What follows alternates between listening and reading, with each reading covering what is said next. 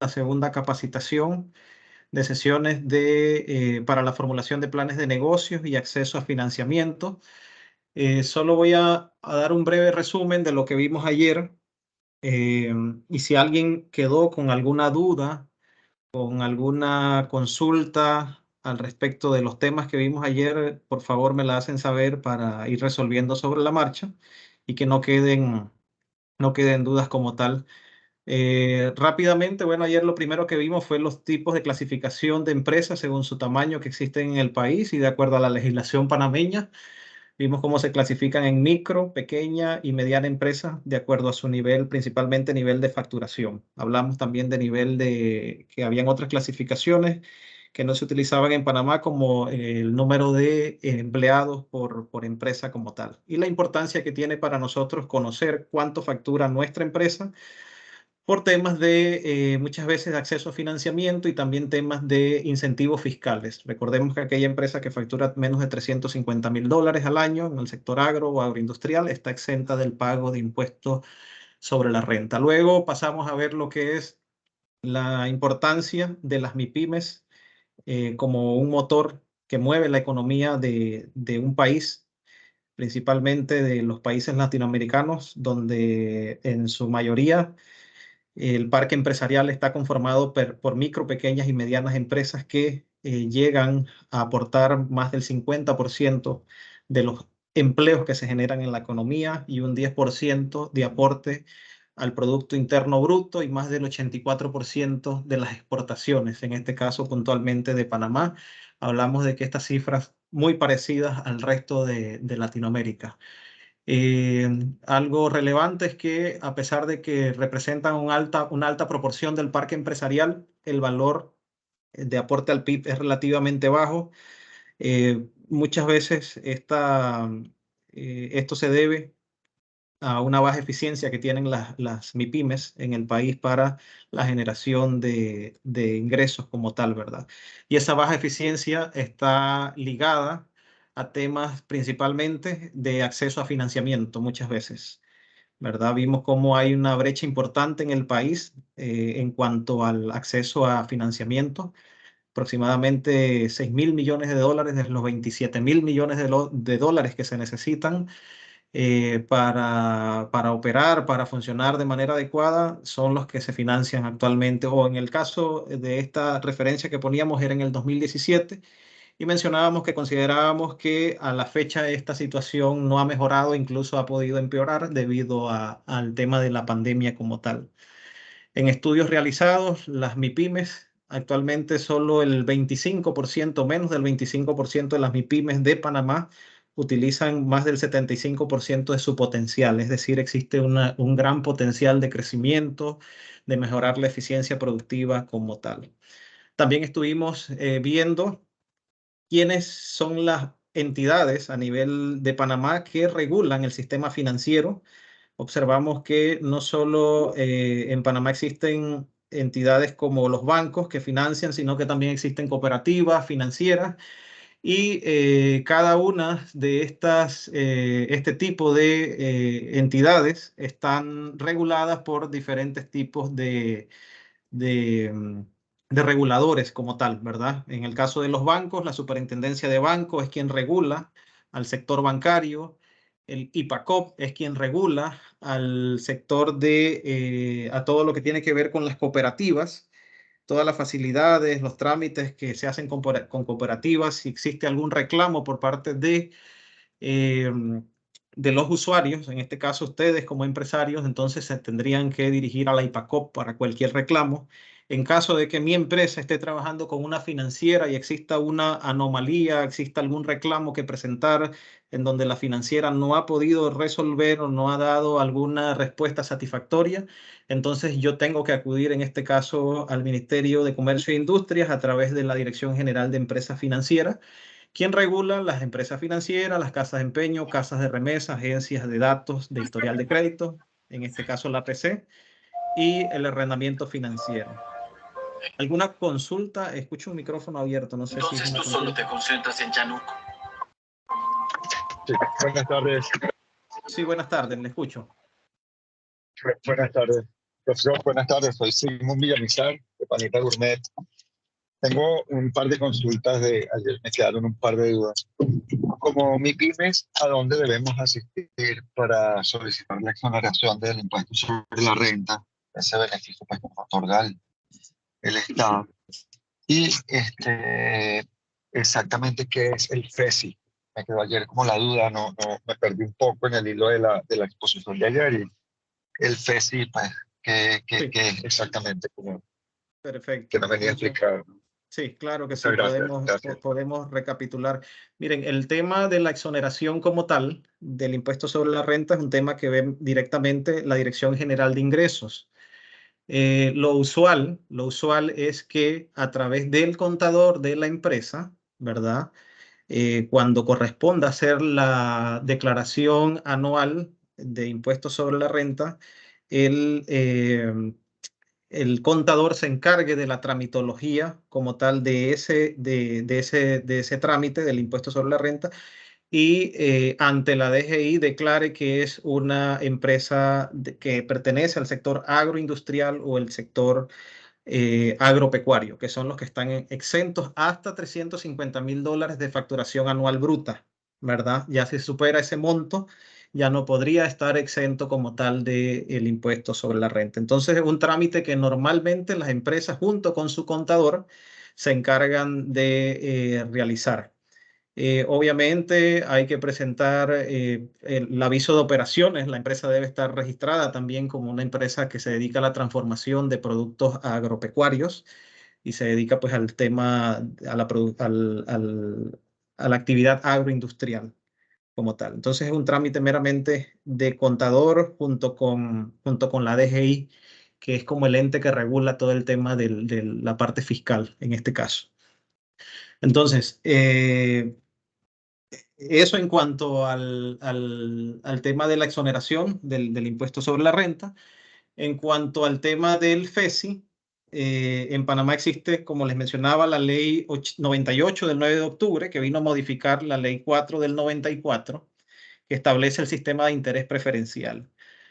FESI, Fondo Especial de Compensación de Intereses, como yo decía ayer, es como una ley tipo Robin Hood, donde le quita aquellas actividades eh, que en teoría son más rentables, más lucrativas, que les quita un 1% cuando tramitan un préstamo comercial o incluso no solo a las empresas, sino que también a las personas cuando tramitan una tarjeta de crédito, cuando tramita un préstamo personal arriba de $5,000, el banco que me hace el trámite como tal, me cobra a mí como cliente la tasa normal de, vamos a suponer, si es un préstamo personal, me cobra un 9% y adicional al 9% me cobra un 1% de FESI. Normalmente eso es lo que uno ve en una carta de términos y condiciones de un banco. Ese 1% de FESI se transfiere al Fondo Especial de Compensación de Intereses para que luego, si viene una empresa agropecuaria o agroindustrial a solicitar un préstamo para la actividad agroindustrial y agropecuaria, ese préstamo se lo puedan otorgar a una tasa subsidiada. ¿Qué quiere decir una tasa subsidiada? Por darles un ejemplo, en Panamá, un préstamo agropecuario agroindustrial sin subsidio debería pagar entre un 6 y un 8,5% aproximado. Esto no es nada exacto, es aproximado. Sin embargo, por ser, cuando el banco hace la inspección, cuando el banco certifica que en efecto la empresa que está solicitando el crédito está dentro del sector agro y agroindustrial, entonces en vez de prestarle al 8%, le presta entre el 2,5% si es banca estatal, hasta un 4,5%, 5% aproximadamente. Es decir, la tasa de interés se reduce a casi la mitad porque está subsidiada por el Fondo Especial de Compensación de Interés como tal, ¿verdad? Y ese fondo, hablábamos ayer de que yo puedo tramitar préstamos hasta $1,000,000, es el límite que le tiene la superintendencia en sus políticas. Hasta $1,000,000 estaría subsidiado como tal. Obviamente tiene sus restricciones. Si el banco o la superintendencia verifican a través de auditorías de que en efecto no se está utilizando los fondos para para lo que se pactó en la escritura pública, en la aprobación del préstamo, entonces hay sanciones, porque esos fondos son sagrados, son como quien dice para prestar únicamente a sectores prioritarios como es el agro o el agroindustrial como tal. No sé si con eso respondo la consulta que tenía. Todo préstamo agroindustrial, después que se certifique y se verifique por parte del banco que en efecto los fondos van a ser utilizados para fines agroindustriales, agropecuarios, deben ser otorgados con tasas de intereses preferencial. Algo importante siempre y cuando el banco también califique, porque no todos los bancos que están en la plaza están registrados para otorgar este tipo de préstamos. Sin embargo, la mayor cantidad o la mayor parte de los bancos sí lo están, ¿verdad? Ayer veíamos eh, todo el tema de cuántos bancos hay en Panamá, cuáles son los que principalmente están prestando al sector agroindustrial, que lo ven ustedes acá a la derecha, 2.000 millones de dólares en la cartera que hay, donde Banco Nacional, Global Bank, Multibank, Banismo son los principales bancos que prestan al sector agroindustrial y agropecuario y están autorizados o habilitados para otorgar préstamos con subsidio del FESI. Adrián, creo que Sí. Cacaoles Internet tiene una consulta. Adelante, Carolina, le escucho. Gracias. No, yo quería preguntar sobre el tema este lo del aviso de operaciones, cuando somos agroindustria, indicarle al contador sobre las actividades que nos dedicamos para... Esa es la parte que no conseguí entender, no se escuchó bien aquí. O sea, si yo tengo el código 1076, que es el procesamiento de productos alimenticios artesanales en mi aviso de operación, entonces yo cuento con, o sea, ¿cuál es el impuesto para la declaración de la renta? Esa es la parte que no entendí. No, por ser empresa agroindustrial, sí es importante que esté amarrado el tema del aviso de operaciones con lo que uno va a presentarle por ejemplo, si yo voy a la DGI a decir mi empresa es agroindustrial y en el aviso de operaciones que tengo registrado allá bajo la sociedad anónima, aparece que yo me dedico a brindar servicios de consultoría, enseguida va a generar una alerta y va a decir, no, pero usted, su aviso de operaciones no tiene nada que ver con el sector agroindustrial. Entonces, Cierto. tendría que estar como vinculado, esa información al momento de que se cruza tiene que coincidir entre lo que dice el aviso de operaciones y a lo que se dedica mi empresa. Entonces, es muy importante que el contador maneje muy bien el tema para que a la hora de hacer la declaración pueda sustentar de que que somos considerados una empresa agro o agroindustrial como tal. Ok, listo. Entonces hay que hablar directamente con el contador, porque, por ejemplo, lo del aviso de operaciones fue una modificación que yo hice ya en este año, justo porque el MISI me lo indicó así para poder, pues mi negocio es de agroindustria. Entonces yo tuve que alterar mi aviso de operaciones para poder sacar la certificación de la planta con este número que yo dije, el 1076, que es el procesamiento de productos alimenticios artesanales. Exacto. Entonces, creo que de repente a veces los contadores no están actualizados estas informaciones y le toca a uno estar atento, ¿no? Exactamente, pero así como lo tienes ahora, me imagino que fue la sugerencia del MISI, califica entonces perfectamente porque estás procesando artesanalmente productos del agro como tal. Sí. Entonces, sí, ese es un tema que hay que tener cuidado con, y principalmente cuando nuestras empresas superan facturaciones arriba de los $350.000 anuales como tal. Bueno, siguiendo con el resumen, bueno, ya la explicación del FESI, nuevamente la resumimos, vimos los principales obstáculos que tienen las empresas agroindustriales o en general las empresas en Panamá para accesar a financiamiento. Hablamos de algo muy importante que es la asimetría de información, cómo podemos reducir esa asimetría de información y definíamos asimetría como una situación dentro de una transacción en la que una de las partes tiene mayor o mejor información en comparación a la otra. Es decir, cuando yo voy a un proceso de negociación con un banco, el banco yo tengo información que el banco no maneja. Entonces, la idea es ver cómo de manera transparente, de manera clara, de manera convincente, yo le digo al banco, esta es mi situación, por lo tanto, quiero que confíen en mí, necesito financiamiento para mejorar, necesito financiamiento para crecer.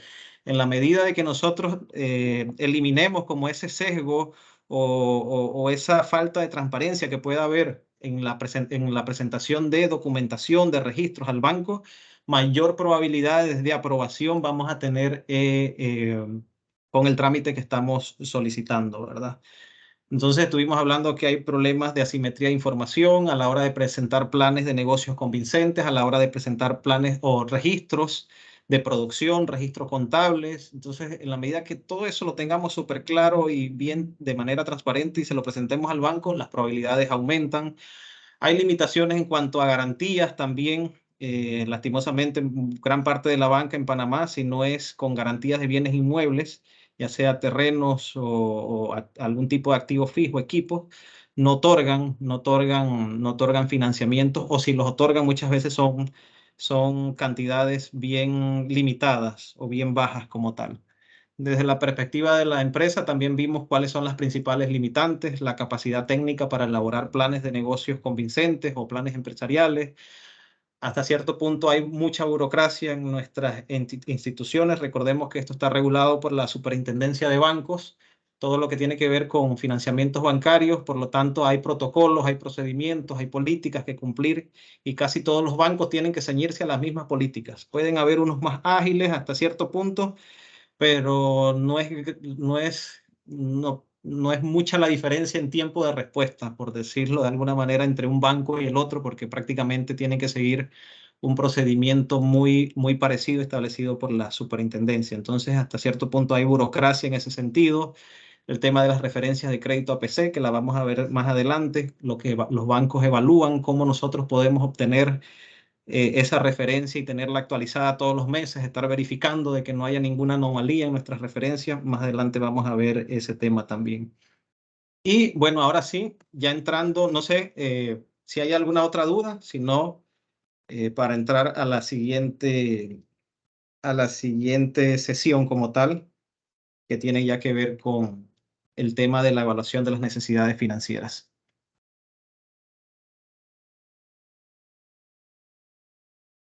Bueno, creo que quedó claro. Antes de pasar a cómo evaluar esas necesidades financieras de nuestra empresa, acá les muestro cuáles son las fases del proceso de financiamiento típico de los bancos en Panamá, ¿verdad? Entonces, prácticamente en las sesiones que nos queda y en esta sesión vamos a ir por esas fases.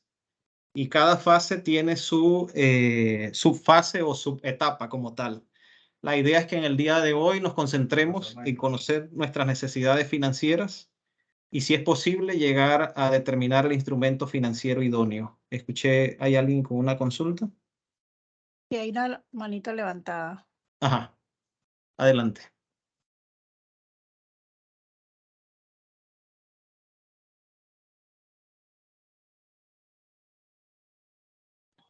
El señor Guillén tiene la manita Sí, levantada. sí, buenas tardes, José Manuel Guillén, de Agroindustria San Miguel. Para una consulta sobre esto de las garantías de bienes inmuebles. ¿Hay algo de que el Estado en este tipo de préstamos a nosotros, el Estado sea solidario responsable? Me parece que escuché en algún momento cuando hablaron de préstamos a las microempresas, que se iba a dar esta figura. Uno ponía su garantía hipotecaria y el Estado era solidario responsable del compromiso. Mire, que yo conozca en este momento, no hay algo parecido a lo que usted plantea en su consulta. Que el Estado sea fiador solidario de la deuda sin, lo que le entendí es sin necesidad de poner en respaldo una garantía inmueble. Que yo en la información que manejo hasta la fecha, no lo conozco. No sé si del personal del MISI que está por acá sabe algo al respecto. Lo más que llegué a conocer fueron algunos financiamientos que otorgó o está otorgando AMPIME en su momento, de capital semilla principalmente, no tanto para escalamiento del negocio. Eso es lo más que conozco y era sin algún tipo de garantía, más que todo la fianza solidaria personal, la fianza personal del deudor como tal. Bueno, no eran, en ese caso no era deudor, sino eran, creo que son fondos no reembolsables como tal. No sé si hay algún otro programa, si alguien aquí en la sala conoce de algún programa como tal, pero hasta el momento no, de mi parte no lo conozco.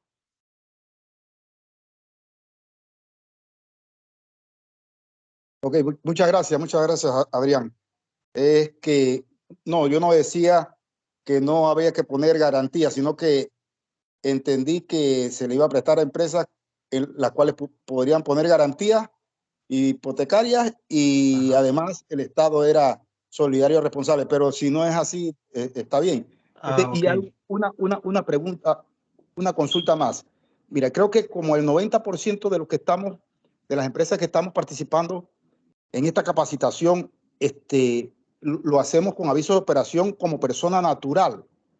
Si habría alguna posibilidad, porque como estamos en este plan, en esta capacitación que es corta, en un periodo corto, y si hubiese la posibilidad que el MISI de alguna manera nosotros pudiéramos tomar otra figura jurídica, ya sea la SAT o la SA, para para facilitar lo del financiamiento. Y a ver, su consulta, solo para entender específicamente cuál sería el requerimiento de que el MISI intervenga en ayudarles a la constitución como tal de una sociedad anónima o una sociedad agraria de transformación. ¿Cuál sería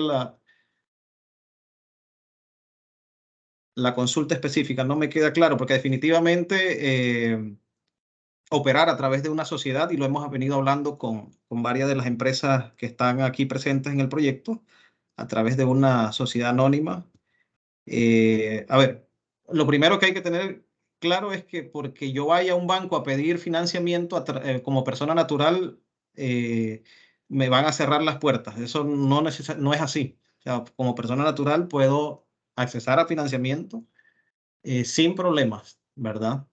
Claro, obviamente siempre y cuando cumpla con los requerimientos, temas de garantía, buenas referencias de crédito y todo lo demás que vamos a ver en un momento. Eso no impide de que se vea, que genere mayor confianza, que haya más formalidad y todo a través de una SA como tal, y que incluso sirva para un tema de protección de la persona natural, donde ante una posible demanda sea la sociedad la que sale enfrente y no la persona natural. O sea, existen muchos beneficios cuando se constituye una sociedad anónima como tal, ¿verdad? El tema de sucesión es muy bien visto por los bancos cuando yo trabajo con sociedad anónima. Que ni Dios lo quiera, fallece el deudor. Si es una sociedad anónima, simplemente hay un reemplazo de la junta directiva, queda un nuevo presidente, un nuevo representante legal y las operaciones se deben mantener sin problemas. O sea, tiene una serie de ventajas como tal trabajar con sociedad anónima, sin embargo, no es una limitante para el acceso al crédito. Eso tengo que, pues lo aprovecho para aclararlo acá como tal. Sin embargo, no me quedó claro el tema de la intervención del MISI. Bueno, por acá está Mayra también y Héctor y Joel, creo, que podrían responder por parte del MISI si el tema es si el MISI apoyaría en la constitución como tal de estas sociedades.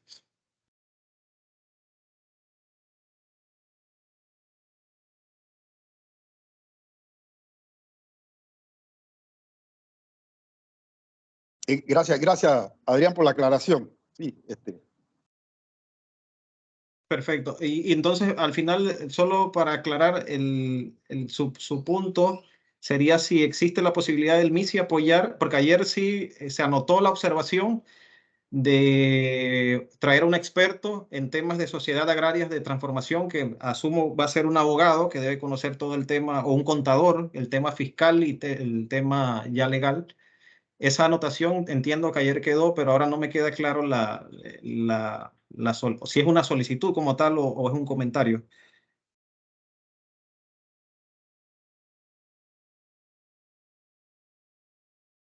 Sí, la verdad que es una solicitud porque es un poco demorado si nosotros, incluyendo que nosotros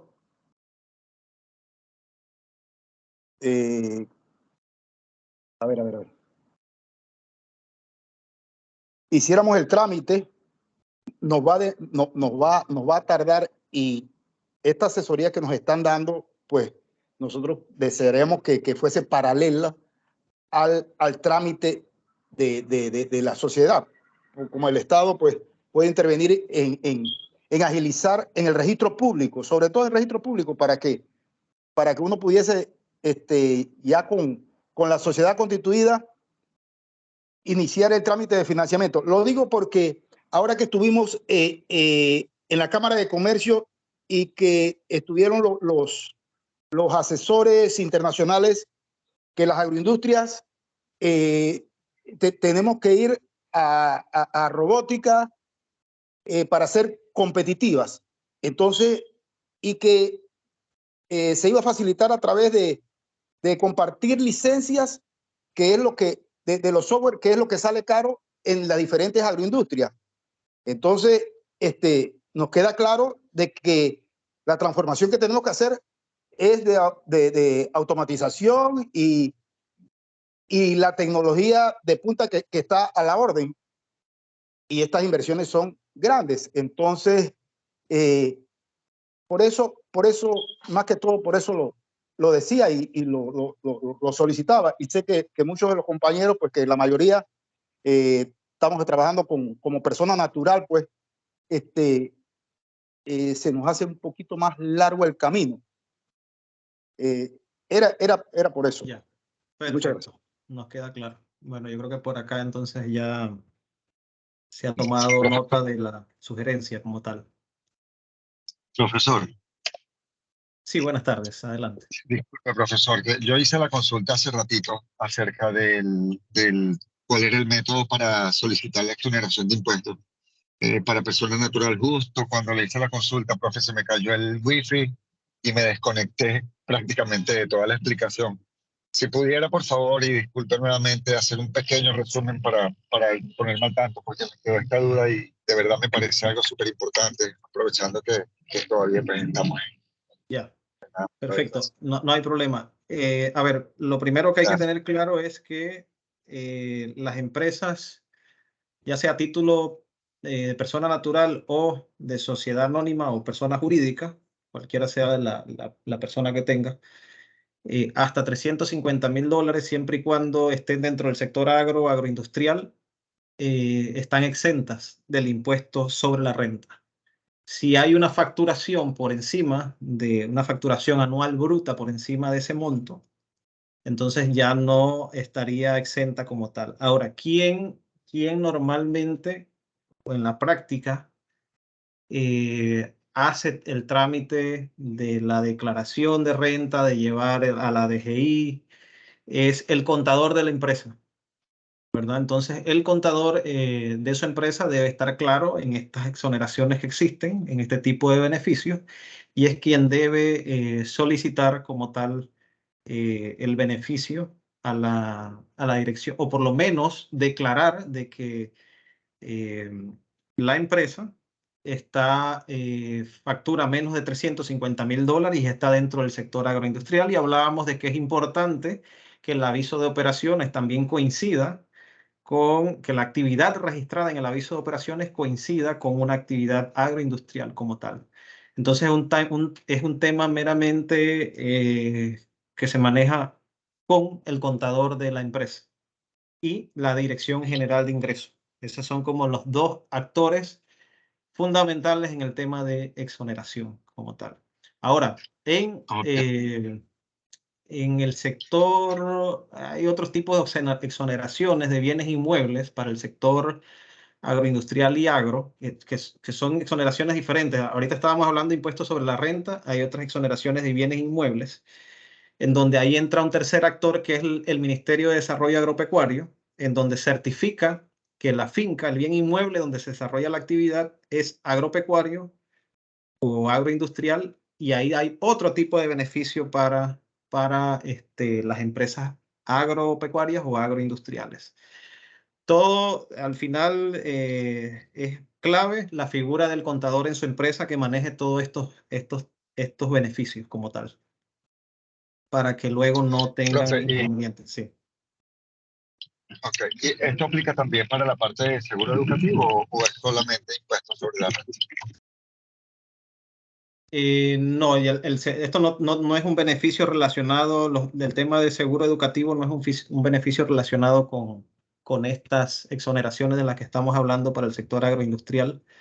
Eso ya va más relacionado a nivel de persona natural, en donde existe otra figura como tal que el contador también debe manejar para poder exonerar los gastos que se incurran en temas de educación, si es más o menos lo que le entendí por acá. Pero no guarda relación Sí. como tal. Lo que pasa es que la consulta refiere a que, por ejemplo, yo cuando hago la declaración de impuestos sobre la renta de mi persona, yo persona natural, esa declaración de mi impuesto sobre la renta, sobre mis ingresos, se cruzan también con lo que son los ingresos de mi registro empresarial como persona natural. Entonces siempre el cálculo de la declaración me arroja impuesto educativo, seguro educativo a pagar tanto e impuestos sobre la renta a pagar tanto. Entonces, eso es una duda que yo tengo. Y en Sí. el caso yo tengo, por ejemplo, 2 firmas naturales aparte, entonces realmente mi declaración anual de impuestos sobre la renta es la misma que la de mi empresa. Sí. O yo como empleado, como colaborador de mi empresa que devengo un salario, puedo separar los dos ingresos. Eso es una duda que tengo. Sí, no, Justamente. ahí lo mejor de todo es, en ese caso, es ya comenzar a separar por figuras, persona jurídica y persona natural, porque estoy seguro que probablemente haya oportunidades de ahorros. No lo he revisado, pero es lo que normalmente se encuentra, hay oportunidades de ahorros en cuanto al impuesto que se está pagando, porque todo se está combinando de la manera como me lo está comentando. Y si se hace una figura por aparte para la empresa agroindustrial como tal, probablemente parte de los impuestos que esté pagando no los debería pagar si está facturando menos de 350. Pero bueno, ese es un tema más que todo, un tema que le compete principalmente al contador. Y ahí es clave, como le decía, que tenga un buen contador que le asesore en cómo lograr, no es, ya claro, no es para dejar de pagar o evadir impuestos, o sea, no es el objetivo, sino que cada, cada figura esté por separado dentro del grupo que tiene de empresas como tal. Y lo mejor es comenzar a constituir ya sociedades anónimas por separados, o la SAT que decía el señor Guillén hace un rato, porque de lo contrario estoy casi seguro que debe estar pagando más impuestos de los que debería en este momento. Y creo que podríamos en algún momento, si es de las empresas beneficiadas, hacer alguna revisión rápida y ahí darle algunas recomendaciones como tal, Perfecto, profesor. Muchas gracias. a la orden. Bueno, ahora sí, vamos a iniciar, como les comentaba, con material nuevo para el día de hoy, que es principalmente vamos a estar viendo las fases del proceso de financiamiento. Queremos concentrarnos en conocer nuestras necesidades financieras, y cómo conocerlas, cómo determinarlas, y luego si nos queda tiempo, que creo que no nos va a quedar mucho tiempo, para entonces ya luego que conocemos nuestras necesidades financieras, entrar a determinar cuál es el instrumento financiero idóneo, o sea, cuál es el producto que yo le debo solicitar al banco para satisfacer esa necesidad financiera de mi empresa. Así nos vamos a ir revisando cada una de las subetapas hasta llegar a la fase de reembolso, que es la etapa 3, que es cuando comienzo a retornar el capital que me prestó el banco más los intereses. Entonces, todas las clases o las sesiones que vienen van a estar dirigidas a conocer cada una de estas etapas. La primera etapa, fase previa a la presentación de la solicitud, conocer nuestras necesidades financieras. ¿Y por qué es importante conocer nuestras necesidades financieras? Hay dos temas principales. El primero es que si subestimamos la cantidad que vamos a pedir, es decir, si pedimos menos de lo que necesitamos, probablemente nos quedemos sin recursos en algún punto crítico del proceso de expansión, del proceso de mejora de mi planta, de mi empresa como tal. O podemos dejar pasar oportunidades que me ayuden a potenciar la productividad de mi empresa. Ustedes se imaginan que lleguemos, vamos a construir una planta de procesamiento de lácteos que estimemos que va a costar $50,000 su construcción y solicitemos financiamiento por ese monto y luego sobre la marcha nos dimos cuenta que en vez de 50 va a valer 75. Eso sería fatal en un proceso de crecimiento como tal, o incluso en un proceso donde estoy iniciando. Quedaríamos con recursos limitados. El banco probablemente tendríamos que ir a pedirle nuevamente financiamiento al banco. El banco tendría que evaluar si mis garantías van a ser suficientes. El banco también evaluaría a qué se debió que yo no haya calculado bien ese requerimiento de efectivo. Entonces podría generar una alerta en cuanto a qué tan bueno soy administrando un proyecto como tal, ¿verdad? Entonces, el tema de poder cuantificar lo más cercano posible la cantidad de dinero que voy a solicitar a un banco, a un inversionista, es clave a la hora de evaluar esas necesidades financieras. Lo mismo sucede si sobreestimamos la cantidad que vamos a necesitar. Ahí también entraríamos en un problema de gastos o acarrearíamos problemas de gastos innecesarios. Ustedes saben que el dinero tiene un costo, que son los intereses, son las comisiones que uno le paga al banco. Por lo tanto, si mi estimación era de $50,000 y solicité $75,000, yo voy a pagar, y no los necesité, esos 25,000 adicional, voy a pagar intereses sobre esos 25, voy a pagar comisiones sobre esos 25, y todo esto va a encarecer mi proyecto como tal.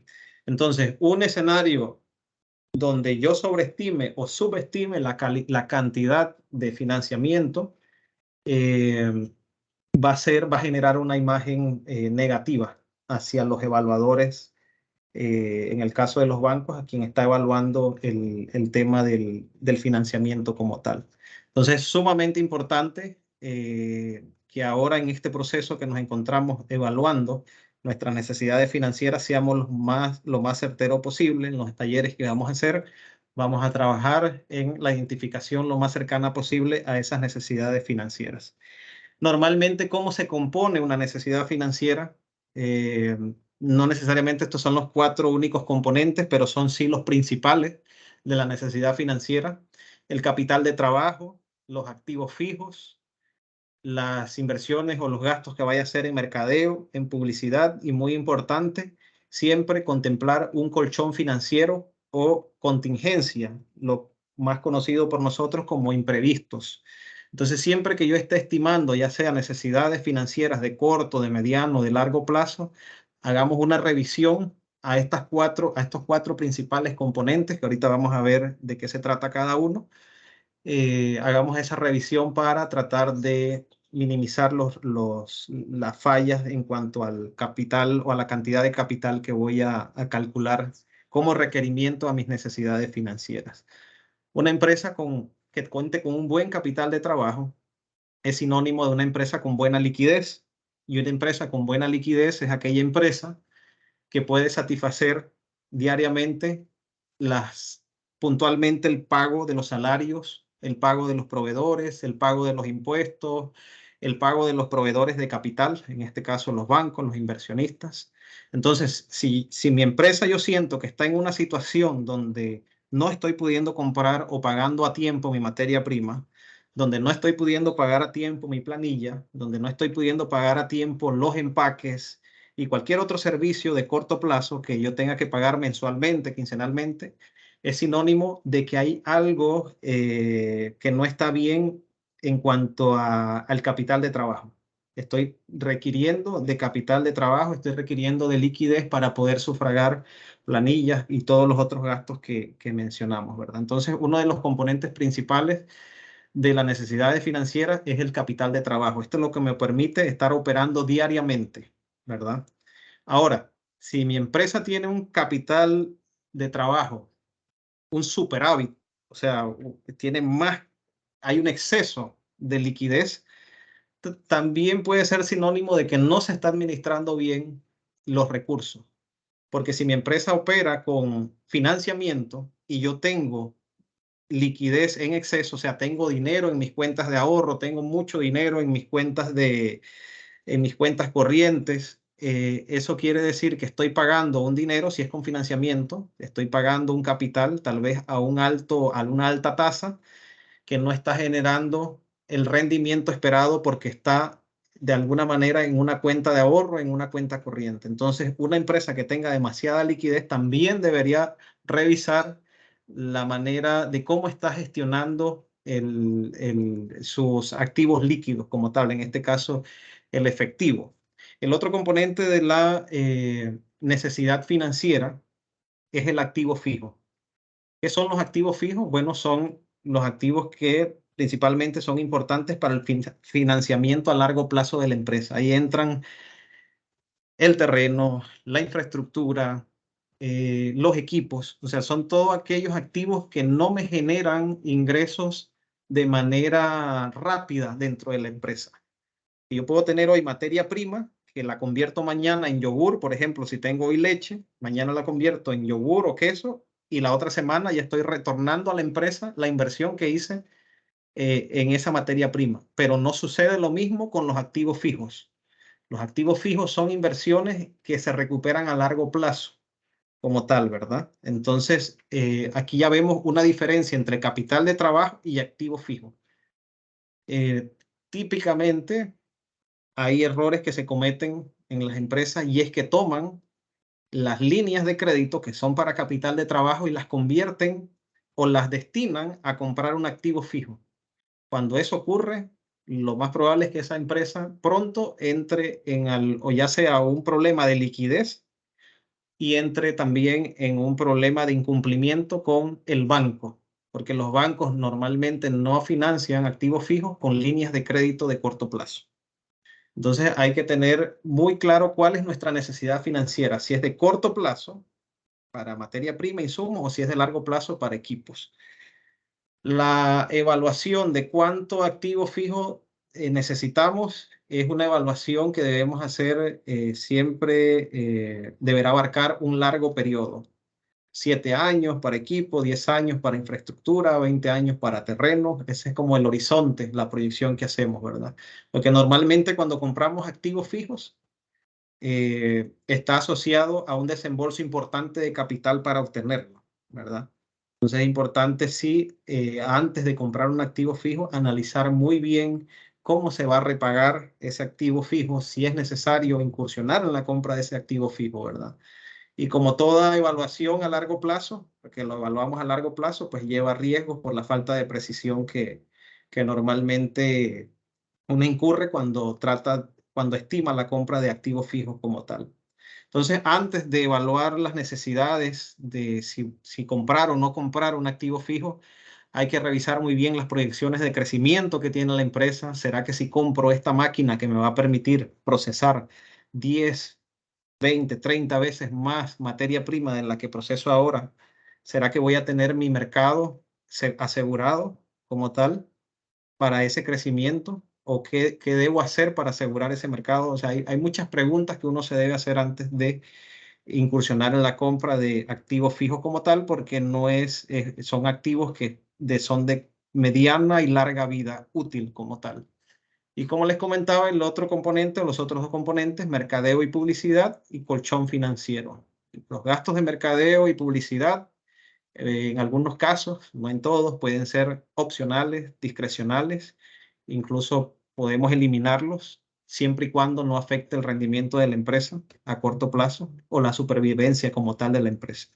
Y el colchón financiero es el imprevisto. Siempre que hagamos estimaciones de necesidades financieras, siempre incluyamos un colchón financiero razonable. Tampoco es que voy a incluir un colchón financiero del 50% de mi necesidad financiera. O sea, no sería un análisis un poco débil el que se haría si yo tengo un imprevisto de un 50% para una inversión. Normalmente puede andar entre un 5, un 10% máximo el tema del colchón financiero para el tema de los imprevistos. ¿Alguna consulta hasta el momento? Si no tenemos consultas, entonces, ya que conocemos los componentes de la necesidad financiera, vamos ahora rápidamente a abordar los pasos para evaluar nuestras necesidades financieras. El primer paso es ordenar nuestros estados financieros y por eso es que hemos sido insistentes en conocer en las empresas que se están beneficiando, en que para los talleres que vamos a tener necesitamos conocer el histórico y el histórico de la empresa en cuanto a ventas, en cuanto a cantidades vendidas, en cuanto a cuánto fue el gasto, al costo, porque a partir del histórico es que partimos a hacer proyecciones de nuestras necesidades financieras o con el histórico nos damos cuenta si la empresa está teniendo problemas de liquidez como tal. Entonces, los estados financieros por lo general son las herramientas que nos ayudan a poder de alguna manera proyectar esa necesidad financiera que va a tener la empresa como tal. Una vez yo cuente con ese histórico de activos, de pasivos, de ingresos, de costos, de ventas, entonces es mucho más fácil hacer una proyección, porque ya va a ser una proyección sustentada en un pasado, no es una proyección en la cual va a estar, no va a ser una proyección vaga como tal, sino sustentada en lo que está sucediendo en la empresa. Una vez yo tenga esa proyección, entonces paso al proceso de planificación financiera.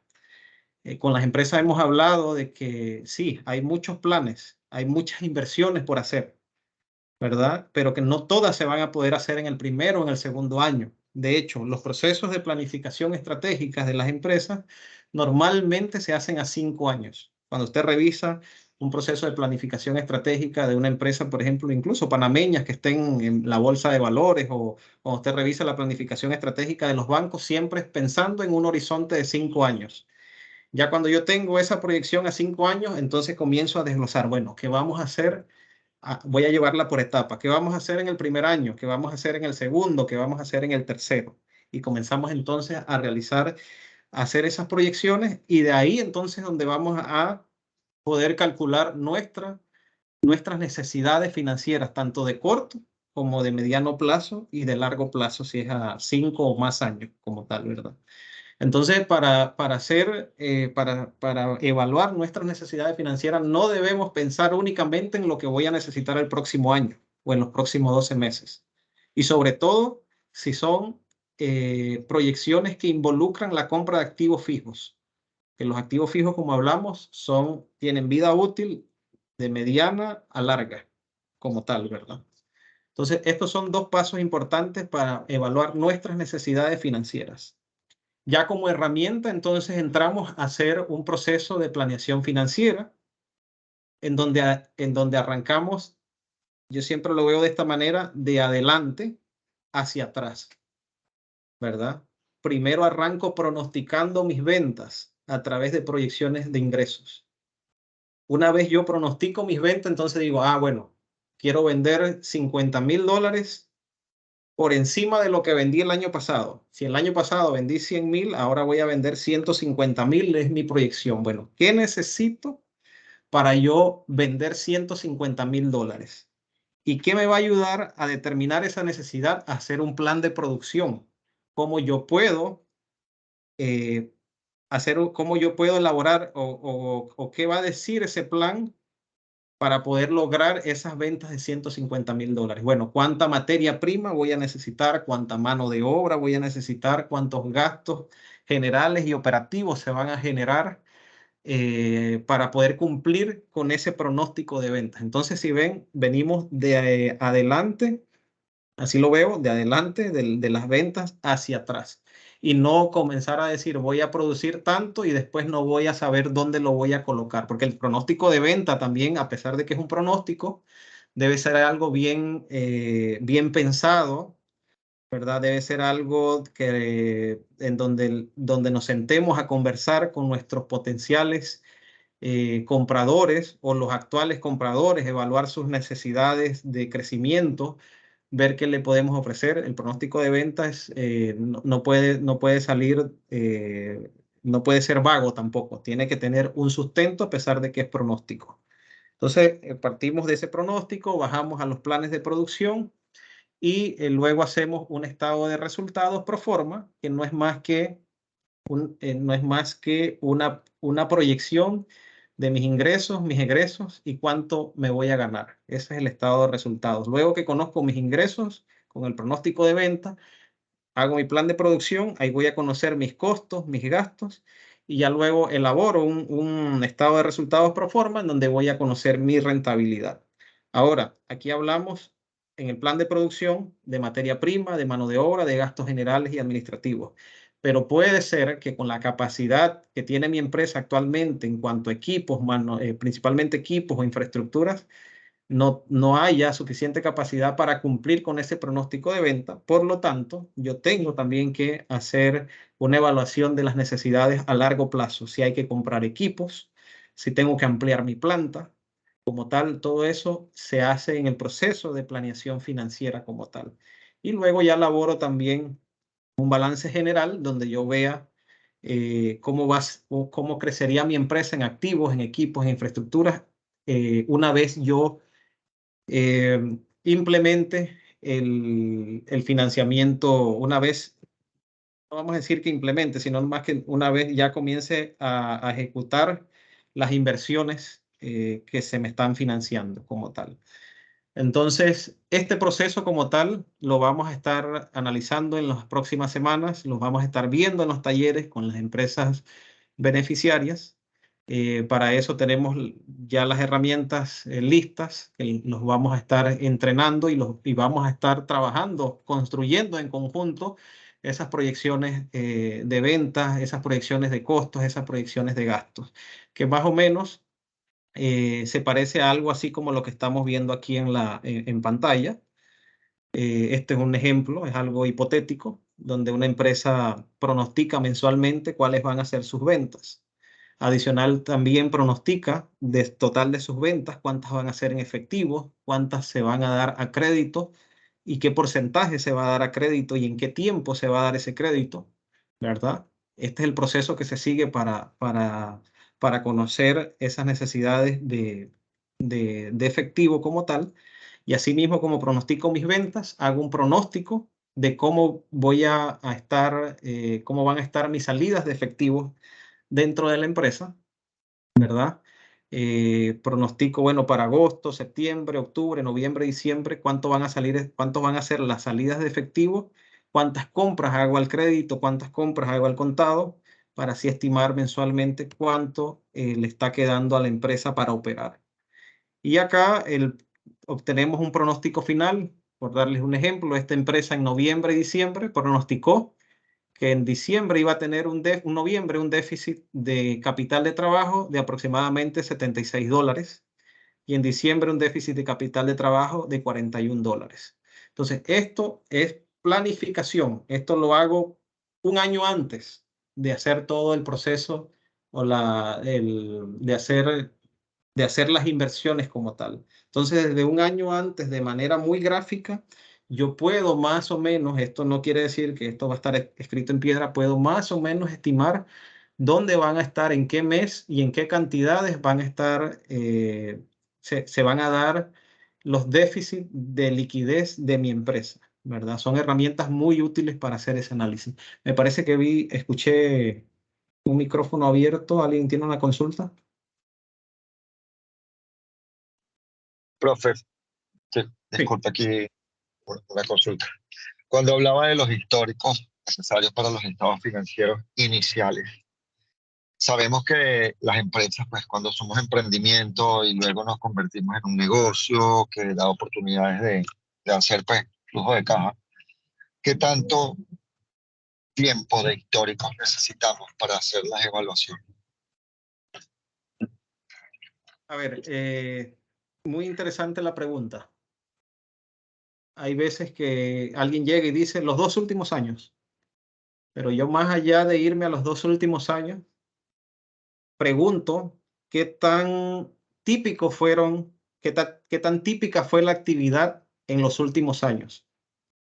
Si yo sé que en el 2022 fue irregular y que yo estoy proyectando que mi 2023 sea más parecido a mi 2021, por ejemplo, entonces yo no tomaría en consideración hasta cierto punto el 2022, porque fue un año atípico para la empresa. Entonces, todo depende de qué tan típico o atípico fue el pasado de la empresa para tomar esa decisión si va a ser 1, 2, 3 o hasta 4 años. De hecho, hay bancos que en este momento le están pidiendo 4 años de histórico en un estado financiero a sus clientes como tal, ¿verdad? Porque como en el 2020 estuvo la pandemia, 2021 todavía un proceso de recuperación, 2022 viene a aparecer como un año más o menos normal.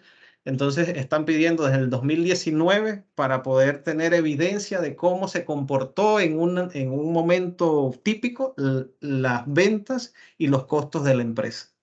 Entonces no hay como una receta como tal, ¿verdad? De cuántos años para atrás. Todo va a depender de qué tan típico o atípico ha sido el histórico.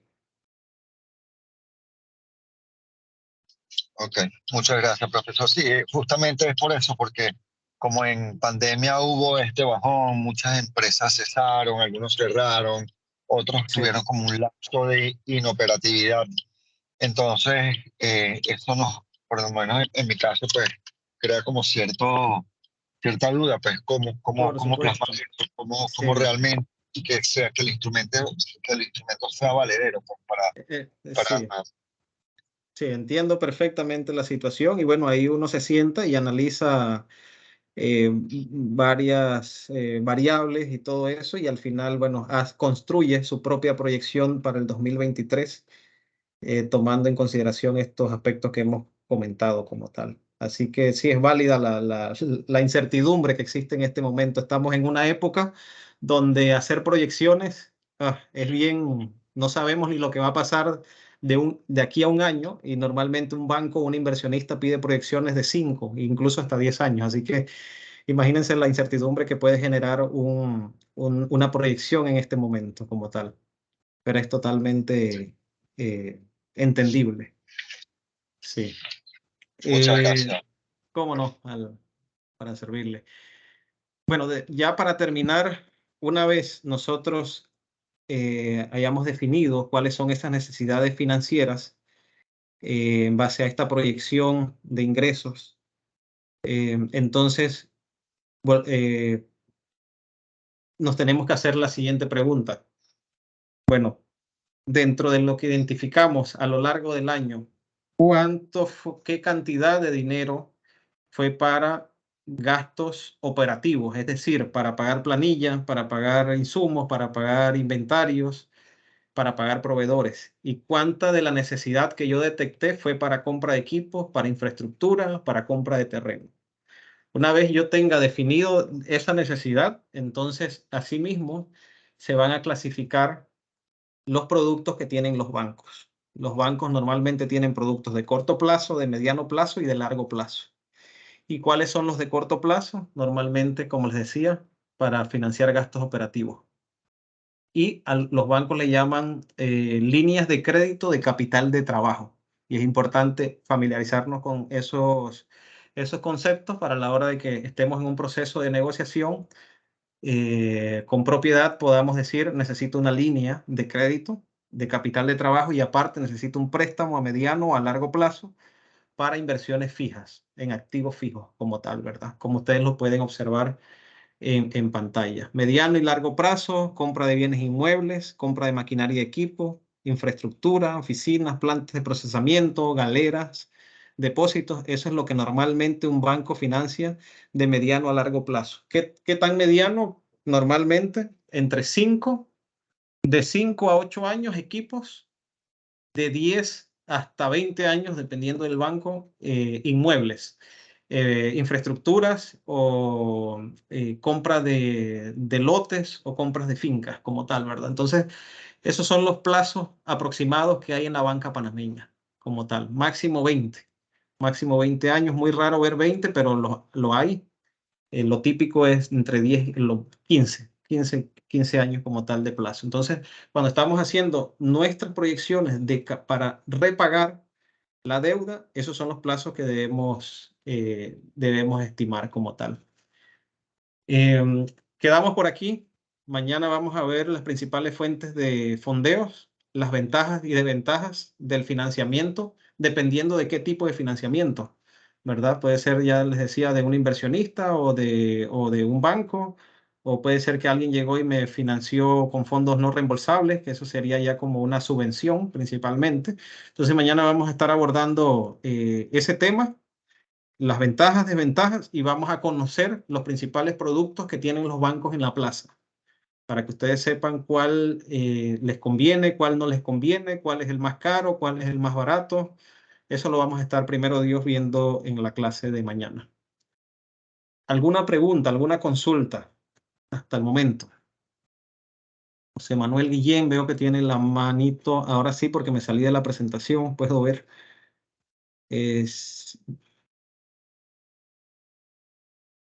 No sé si se le quedó al señor Guillén. Sí, gracias, Adrián. Se me quedó la mano levantada. Ya. Pero sí tenía, solo para solicitar un modelo de sociedad agraria de transformación e iniciar la conformación de la misma, si es posible.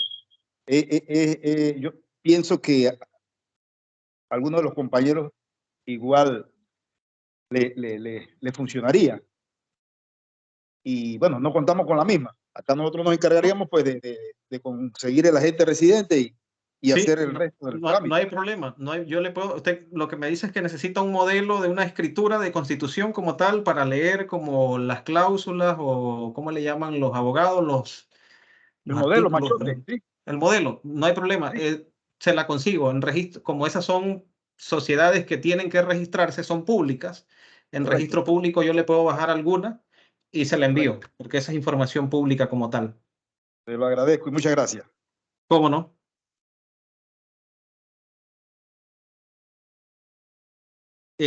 Por acá vi otras manitos. La señora Reina. Buenas tardes, señora Reina. Tiene la mano levantada. Si tiene alguna consulta, con mucho gusto. ¿Qué tal? ¿Cómo está, Adrián? Mucho gusto. Encantada de saludarte y encantada también de saludar a todos los demás compañeros. Gracias. Muy buenas tardes a todos. Me da mucho gusto poder contactarme con ustedes. Yo tengo una inquietud, Adrián. Es en relación, digamos, usted tocó un tema que a mí me llamó la atención cuando habló sobre las propiedades, sobre las fincas, ¿verdad? Entonces, que tenían las fincas otros beneficios cuando eran reconocidas por el MIDA, si no me equivoco. Correcto. Así es. ¿Te podría señalar, digamos, alguno de los beneficios o si me lo puede mandar al correo, yo se lo voy a agradecer? Perfecto. Rápidamente le puedo comentar. A ver, en Panamá los bienes inmuebles como tal, si mal no recuerdo, que estén grabados con un valor arriba de $30,000, deben pagar impuestos. Impuestos inmuebles le llama la DGI. Entonces, al menos que estén exonerados o que estén beneficiados de alguna ley especial.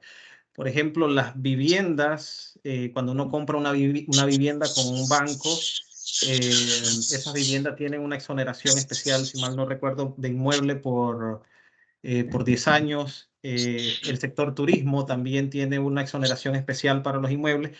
Y lo mismo sucede con el sector agro. toda finca que tenga un valor catastral, yo creo que por aquí está Jorge Vinda, el compañero Jorge Vinda, si mal no recuerdo y lo tengo que confirmar, que tenga un valor catastral por debajo de los $350.000 y que esté registrada como finca agropecuaria en el Ministerio de Desarrollo Agropecuario, no debe pagar el impuesto de bien inmueble, ¿verdad? Ese impuesto, la tasa va desde 0.6 anual hasta 1.25, dependiendo del valor. Hemos tenido casos, y eso es una recomendación, que revisen, todos los que tienen fincas, que revisen cómo andan los valores catastrales de su finca, porque hemos tenido casos de clientes que no se dan cuenta, que no conocen de este tipo de ley o de beneficio, y cuando llegan a la DGI a solicitar paz y salvo de bien inmueble, se topan con la sorpresa de que deben muchísimo dinero. Y lo último que escuché a lo que entiendo es que no es algo, a ver, ¿cómo le digo? No es retroactivo. Es decir, si usted llega con una certificación que el MIDA dice, hasta hace poco no era retroactivo, no sé si ha cambiado, que el MIDA dice, no, que esta finca desde el 2000 es agropecuaria. La certificación es validera a partir de que el MIDA emite la exoneración es validera a partir de que el MIDA emite la certificación como tal. Los detalles se los voy a enviar, voy a revisar porque si mal no recuerdo hubo una actualización hace poco y se los voy a enviar, pero muy importante que le preste atención sí a ese tema cuando tenemos fincas agropecuarias. Aló, Adrián, ¿me escucha? Sí. Muchas Sí, correcto. gracias. Igual en el caso, aplica para el caso de transferencia, el tema de la exoneración agrícola siempre y cuando la Dirección Regional del MIDA emita la certificación. Ellos hacen la exoneración hasta los $350.000 del correspondiente del 3%. Cuando se venda la finca en caso de que se quiera vender, sí. Ese es otro beneficio como tal. Por ahí se lo pasamos, señora Reina, cuente con eso, para que tenga la información fresquecita. Muchísimas gracias, muchas gracias. Cómo no, a la orden.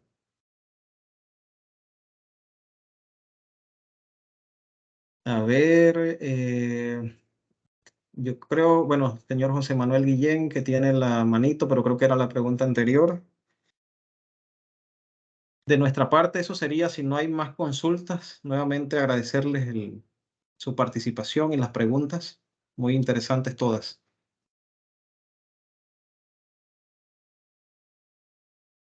Bueno, creo que no, entonces no hay más preguntas. Nos vemos primero Dios mañana a las 3:30 nuevamente por el mismo canal. Saludos, buenas tardes. Hasta mañana.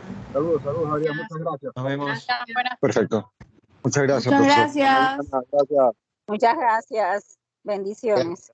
Saludos. Feliz tarde. Bendiciones igual. Bendiciones a todos.